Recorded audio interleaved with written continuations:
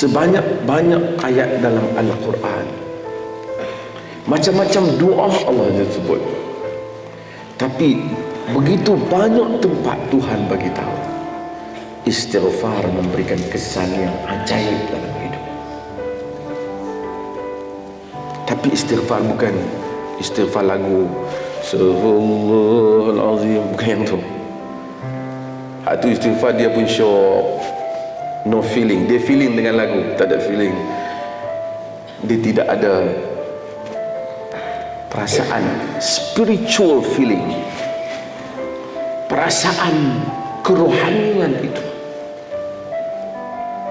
Quran menyebut anastaghfiru rabbakum thumma tubu ilaihi yumatti'ukum mata'an hasana.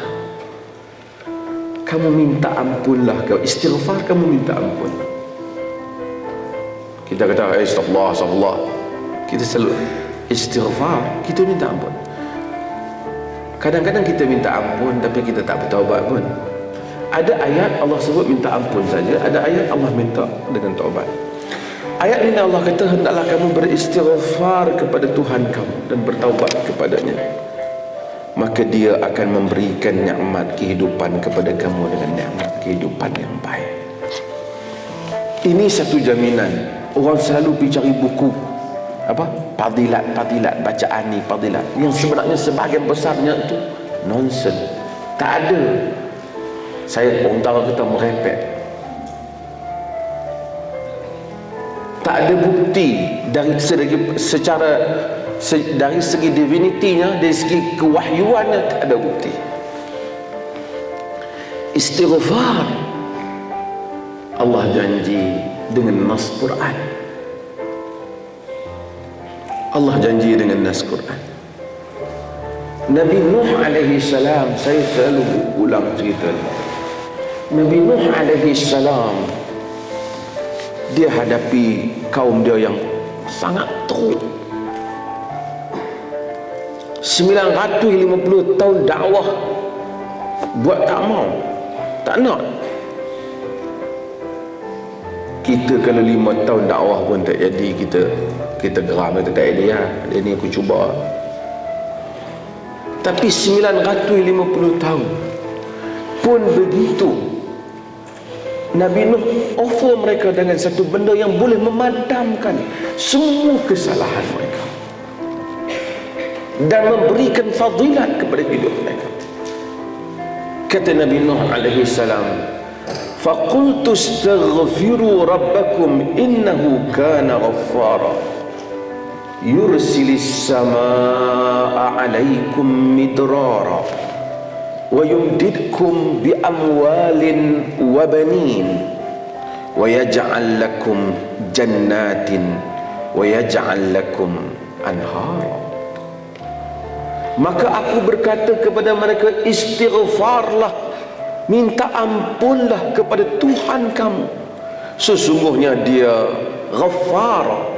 Ghaffar kita selalu terjemah dalam perkataan Ghaffar, kita terjemah dalam arti kata pengampun. Tapi Ghaffar, dia bukan saja ampun, tetapi dia tutup dosa. Tuan, kalau Allah ampun dosa kita tapi dia buka, kita masalah. Saya tidak dapat berucap di hadapan ini jika Allah membuka aib saya. Dan juga tuan-tuan pun saya rasa sama. Tidak ada kita yang bersih daripada aib. Tapi rahmat Allah, dia Ghaffar. Dia Ghaffar, ditutup aib itu. Orang sesuci Imam Ahmad, apabila orang datang kepada dia dan puji dia, dia kata, "Lau alimtum ma 'indi min al-khataya wal dhunub la hathawtum 'ala ra'si bit-turab." Jika kamu tahu apa yang aku ada daripada dosa dan kesalahan, nescaya kamu akan campak atas kepalaku pasir. Dia orang yang sangat hebat. Allah kalau buka setiap masalah daripada kita dan apa yang terlintas dalam fikiran kita, kehidupan ini kita sangat banyak keaiban kita. Tapi dia Ghaffar. Dia bukan saja ampun, dia Ghaffar. Ditutup.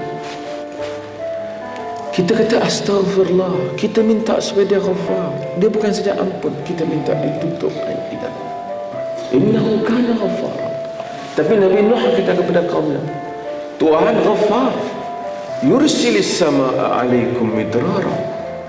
Dia akan menghantar langit, yakni menghantar hujan turun kepada kamu dengan lebat, mencurah-curah. Maksudnya istighfar menurunkan hujan.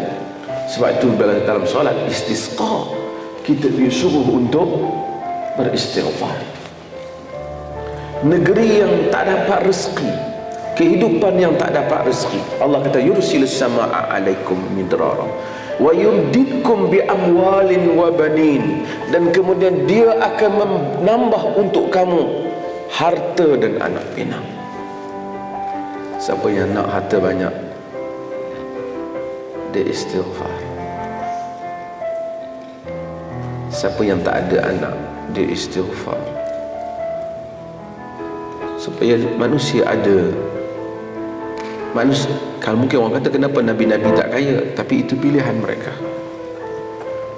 Tapi jika orang itu istighfar, Allah tidak akan menjadikan dia dalam kesempitan harta sehingga tidak boleh hidup. Allah memberi harta dengan kadar-kadarnya, ya, tapi dia tidak akan memiskinkan orang yang beristighfar. Orang datang kepada Hasan al-Basri cerita tentang tanamannya yang tak subur, Hasan al-Basri kata istighfar. Orang datang kepada Hasan al-Basri cerita tentang rezekinya yang kurang, Hasan al-Basri kata istighfar. Orang datang kepada Hasan al-Basri kata kepada dia tak dapat anak, Hasan al-Basri kata istighfar. Orang tanya Hasan al-Basri, kenapa dia jawab semua soalan dengan jawapan yang sama? Hasan al-Basri kata, bukan aku yang kata hal ini, tapi inilah yang disebut oleh Allah dengan lisan Nabi Nuh alaihi salam. Tuan-tuan, yang lain tu doa pak lebay, senjata tok lebay, itu semua orang kata ini janji Tuhan dalam Quran. Saya sebut beberapa tempat dan saya rasa sebahagian sahabat-sahabat dah dengar saya cerita. Sebahagian riwayat itu tidak begitu kuat. Tapi kalau siapa yang boleh baca Arab, dia boleh baca sebahagian tulisan A'id Qarni dalam web dia.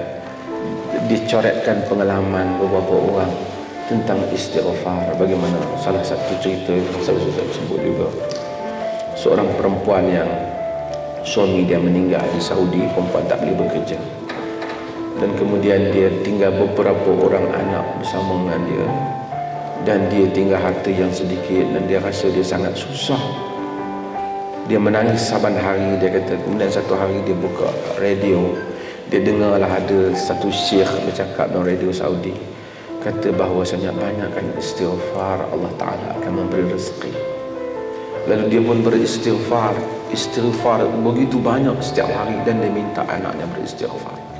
Sehingga dia kata pada satu hari ada orang datang dan jumpa dia dengan benda yang dia tak sangka, memberitahu ada orang tinggalkan sebahagian sebidang tanah untuk dia, dan tanah tu mereka nak beli dan harganya saya tak ingat berapa juta rial, dan dia kata dia dapat wang itu, dengan itu dia membesarkan anak dia. Ada yang dah masuk universiti dan apa, dan alhamdulillah dia ibu tunggal. Tapi dia cerita dia beristighfar sebanyak-banyaknya.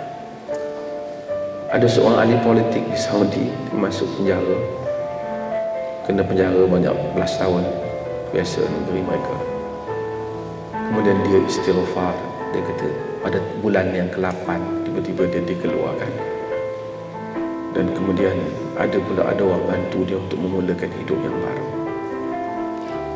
Saya, walaupun cerita itu bukan hadis, tetapi ini bukan cerita yang mustahil, kerana Allah menjanjikan.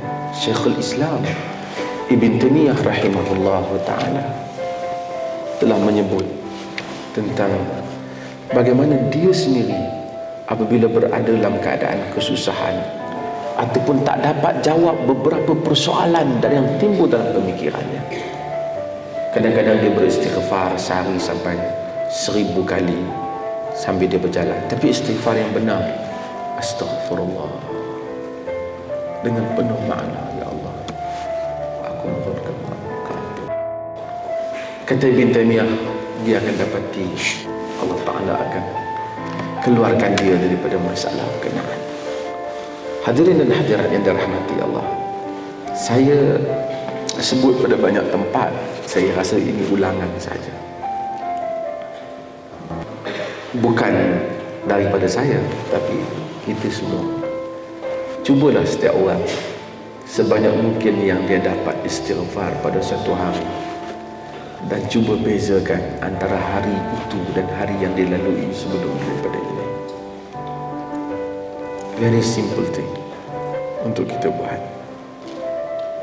Kita tak payah astagfirullah, dengan penuh tumpuan dan maksud yang betul, minta Allah ampun sebanyak-banyaknya.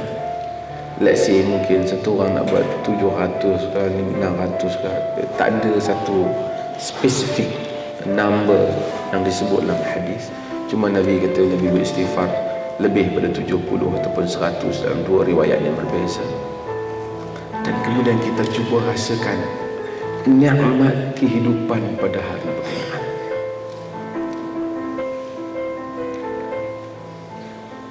Dan apabila kita meneruskan hal itu hari demi hari, kita akan dapati Allah membaiki urusan kita,